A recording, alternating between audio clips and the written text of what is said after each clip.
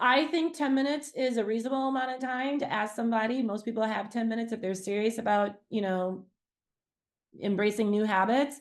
And so I like to think of what can you do in 10 minutes on a regular basis in small doses, but more consistently.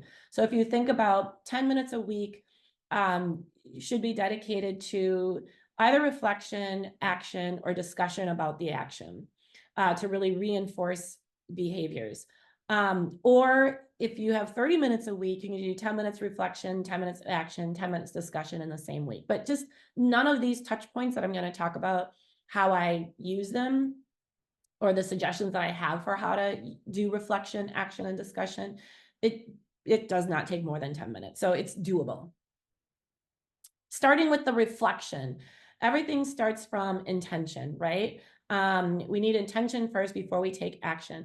If you don't do any formalized program, if you're not going to methodically walk people through some type of change journey to build them up as inclusive leaders, the easiest way to get to have people understand and have the desire to be a more inclusive leader is to have them reflect on this question. And I would actually have people, I would have people put 10 minutes as a recurring 10 minutes on their calendar with this question copied and pasted in the calendar entry so that they actually do it. But have them think about who's a leader who made you feel like you mattered, made you feel that sense of inclusion and belonging. And why so? What were those characteristics or behaviors that made them stand out? I can guarantee you whoever they think of and however they describe those behaviors will fall in a bucket of the inclusive behaviors that I preach. I won't go into detail like why I lean so heavily in these 3 inclusive behaviors. Watch my July video because I totally unpack how I got here through a lot of trial and a lot of error. But these are solid, these are sound. So no matter who somebody envisions as that leader who made them feel like they mattered, they'll come up with something that falls within the definition of inclusive leadership. That's all they need to know, right? Now they've got the awareness and the desire of what it means to be an inclusive leader. Then I tell them, take that spirit of whoever you thought of, and how can you do something that they did that you're not doing in your meetings? Again, be able to implement immediately.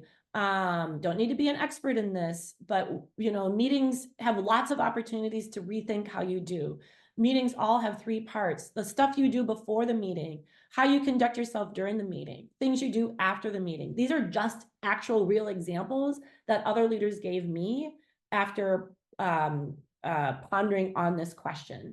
And I always tell them, think of what would insert the name of the leader that you came that made you feel like you mattered do, right? So in my case, this gentleman I worked for as a management consultant, what would Reggie Van Lee do?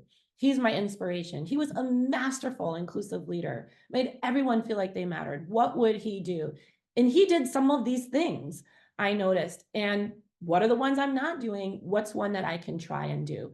Most of these things in the course of a meeting do not take a long time to do. They will not take 10 minutes. So no excuse, right? That's your 10 minutes of action for the week.